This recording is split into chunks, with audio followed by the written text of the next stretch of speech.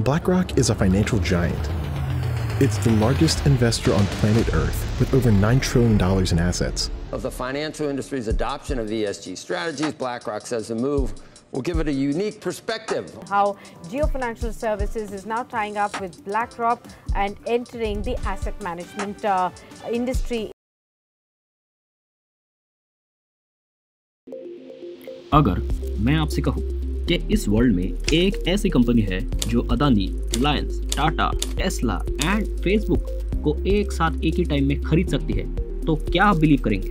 अब जब आप बिलीव ही नहीं कर रहे हैं तो मैं आपको बोलूं कि आपके रिटायर होने के बाद आपकी पेंशन ना गवर्नमेंट देगी ना आपकी कंपनी, बट ये भी वही सेम कंपनी देगी।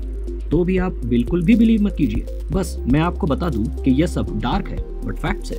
हेलो फ्रेंड्स, हम आपको आज एक ऐसे सुपर पावर से इंट्रोड्यूस कराने जा रहे हैं जिसके बारे में आप में से 99% लोगों ने सुना भी नहीं होगा। इस पावर का नाम है ब्लैक रॉक। आपकी favourite Apple, Microsoft, Amazon, Google, यहाँ तक के टेस्ला भी ये एक कंपनी और से ये एक पर्सन इनडायरेक्टली कंट्रोल करता है। इस पर्सन का नाम है लैरी फिंक, जो ब्लैक रॉक के फाउंडर है। आज अगर मैं आपको बताऊं कि ब्लैक रॉक की टोटल वर्थ इंडियन इकोनॉमी के 3 टाइम्स है, तो आप शायद इस पर बिलीव नहीं करेंगे, पर अब तो और भी बहुत सी अनबिलीवेबल बातें इस वीडियो में आगे आने वाली है।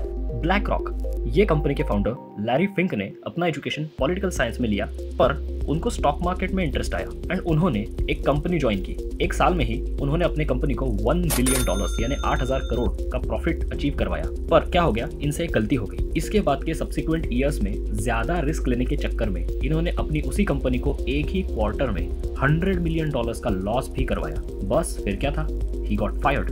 But another company named Blackstone, उनके जो फाउंडर थे, उन्होंने इनको $5 मिलियन का एक टाइप का लोन दिया जिसे क्रेडिट लाइन भी कहते हैं। उस लोन को यूटिलाइज करके इन्होंने उसे आगे इन्वेस्ट किया एंड बस फिर क्या था, देखते ही देखते इनकी कंपनी के पास $20 बिलियन का एसेट अंडर मैनेजमेंट आ गया। मतलब लोगों के जो पैसे ये मैनेज कर रहे थे यानी इन्वेस्ट कर रहे थे आगे, उसकी वर्थ $20 बिलियन हो गई।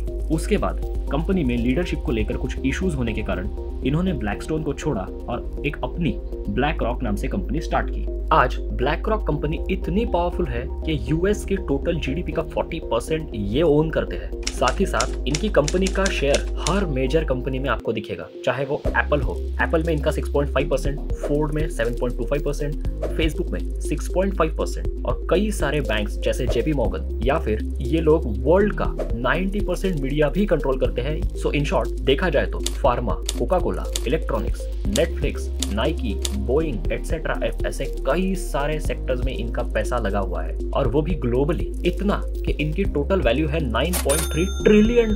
इंडिया आज वर्ल्ड की 5th लार्जेस्ट इकोनॉमी है और इंडिया की जीडीपी है $3.2 ट्रिलियन। ये इंडिया की इकोनॉमी से 3 टाइम्स ज्यादा बड़ी कंपनी है। पर क्वेश्चन तो अब भी यही बचा कि ये कंपनी इतना सारा पैसा लाती कहां से है। सो बेसिकली ये लोग पेंशन फंड्स को मैनेज करने से स्टार्ट करते हैं अपने बिजनेस को। आपको गवर्नमेंट जो पेंशन देती है उसके लिए हर महीने आपके सैलरी में से कुछ अमाउंट कट जाता है और कुछ अमाउंट गवर्नमेंट अपनी तरफ से डालती है और ये अमाउंट कंसोलिडेटेडली आपको आपके रिटायर होने के बाद में पेंशन के रूप में मिलता है। पर ये अमाउंट तो आपको मिलना शुरू होता है जब आप रिटायर हो जाते हो। सो बेसिकली इतने साल लाइक 25-30 ईयर्स जब आप सर्विस में हो, उन सालों में गवर्नमेंट इस पैसे को किसी पेंशन फंड में इन्वेस्ट करती है और ये ब्लैक रॉक इन्हीं ऐसे पेंशन फंड्स को, ये जो पैसा है इनका, इसको आगे इन्वेस्ट करता है एंड इसके थ्रू वो प्रॉफिट कमाते हैं, वो इंटरेस्ट कमाते हैं, गवर्नमेंट को या फिर जो भी ऑर्गेनाइजेशन ने इन्वेस्ट किया हो उनको विथ इंटरेस्ट वापस करते हैं। और जब कोई कंपनी या पर्सन इतना पैसा कंट्रोल करता है तो ऑब्वियसली ये वर्ल्ड वाइड पॉलिटिकल लीडर्स के भी बहुत क्लोज रहते होंगे और कई जगहों पर तो ऐसा भी देखा गया है कि ये गवर्नमेंट्स को भी इनडायरेक्टली इन्फ्लुएंस या कंट्रोल करते हैं। और अब आते हैं इस वीडियो के सबसे इंटरेस्टिंग पार्ट पर। क्या आपको पता है कि यूपीएससी की प्रिपरेशन में कोई भी सीरियस एस्पिरेंट, चाहे वो फन अकेडमी में जाके पढ़ता हो या फिर मिस्टर भाजीराम का प्रिय शिष्य हो, टेस्ट के लिए वो सरल यूपीएससी का रैंक 1 प्रोग्राम ही लगाता है, क्योंकि ये एक ऐसा यूनिक प्रोग्राम है जिसमें आपको यूपीएससी एग्जाम को सरल तरीके से कैसे डिवाइड एंड कॉन्कर करके जीता जा सकता है उसकी रेडीमेड रेसिपी मिलती है।